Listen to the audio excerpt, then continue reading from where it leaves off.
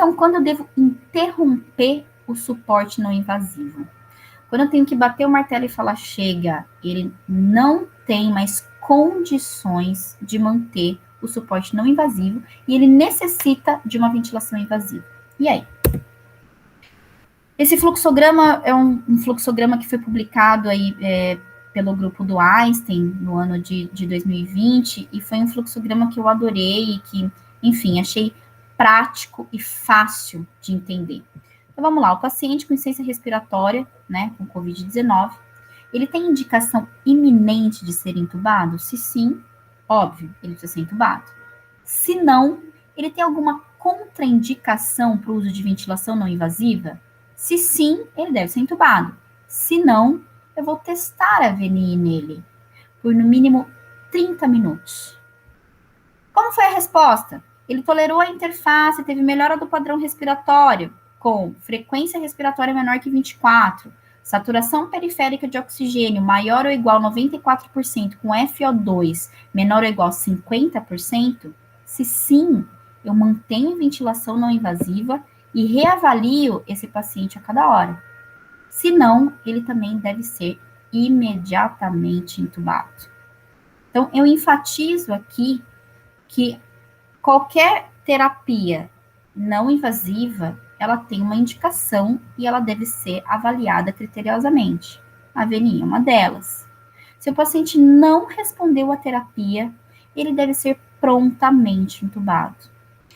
Teve um estudo recente também, agora não vou me recordar o nome, nem o país que foi realizado esse estudo, que ele traz que os pacientes brasileiros, eles têm um alto índice de mortalidade. E por quê? Por falta de expertise? Por arrogância, muitas vezes? Por falta de protocolos a serem seguidos? Por falta de estrutura? Por que os nossos pacientes estão morrendo mais? Eis a questão. Isso tem que incomodar nós, quanto profissionais de saúde, para saber que conduta tomar. O que eu tenho observado em várias instituições, que os pacientes estão demorando muito para serem intubados quando tem indicação de intubação. Isso a gente já viu, aumenta a mortalidade, piora o prognóstico desse paciente, aumenta a probabilidade de complicações. Então, é algo que a gente tem que pensar e que a gente tem que avaliar o nosso paciente.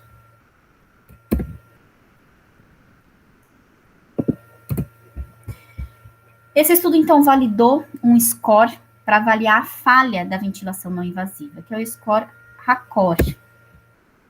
Ele traz, então, algumas variáveis, ele avalia a frequência cardíaca dos pacientes, e aí você pontua, o nível de consciência através da escala de coma de Glasgow, a relação PaDO2 sobre FiO2, e aqui eu enfatizo mais uma vez que essa FiO2 tem que ser completamente fidedigna, né, com ventilador convencional de UTI, e a frequência respiratória.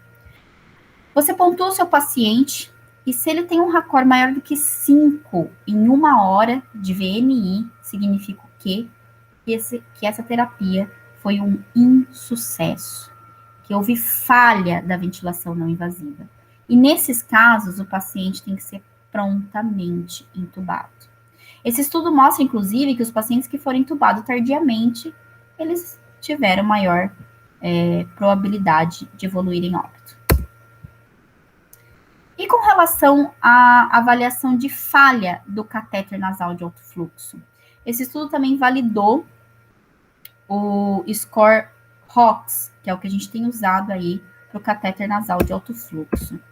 Então, antes de falar, de explicar como que eu calculo o ROX, é bem interessante essas figuras aqui, porque, a princípio, o que a gente precisa saber? Que o ROX maior que 4,88 é satisfatório. Eu posso continuar com a minha terapia com catéter nasal de alto fluxo. Então, a gente pode ver, ó, foi uma avaliação feita ao longo dos dias, né, o quanto tempo o paciente conseguiu ficar fora da ventilação mecânica, né? Ele conseguiu não ser entubado. Então, a gente pode ver que os pacientes que tiveram um ROX menor do que 4,88 em 2 horas de terapia, é claro que eles não conseguiram ficar fora da ventilação. Veja aqui essa curva cinza abaixo.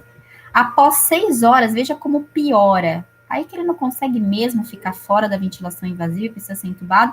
E após 12 horas, então, a piora é bem significativa. O que mais que ele nos traz de dado? Olha que interessante essa figura. Quanto mais a gente demora para entubar o paciente, maior o que? A mortalidade. Então, prestem bastante atenção, avaliem os seus pacientes e sejam bem criteriosos na indicação e na descontinuação da terapia. Então, aqui, ó, esse fluxograma a gente já viu ele inteiro em alguns slides anteriores, mas o ROX, então, é a SpO2 sobre FO2 vezes a frequência respiratória.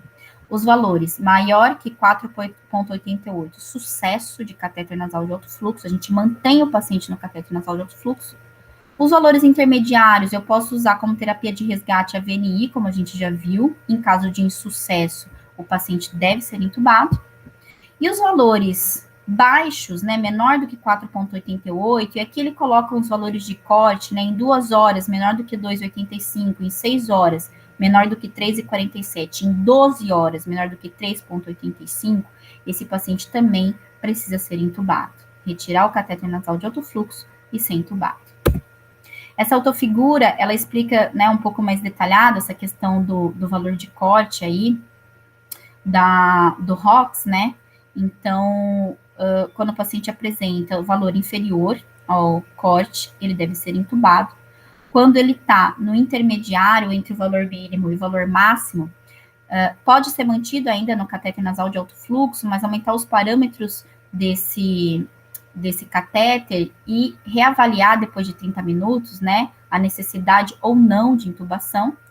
E os valores maior ou igual do que 4,88, a gente pode manter no catéter de alto fluxo e ir monitorizando esse paciente. A única diferença é que em 2 horas o valor de corte é 1, em 6 horas o valor de corte para intubação é outro, e em 12 horas é outro. É claro, quanto mais tempo o paciente fica usando o catéter de alto fluxo e ele não funcionando, né, falando de uma forma bem simples, é claro que esse valor de corte sobe e fica mais próximo aí do que deveria ser considerado o normal, né, o sucesso.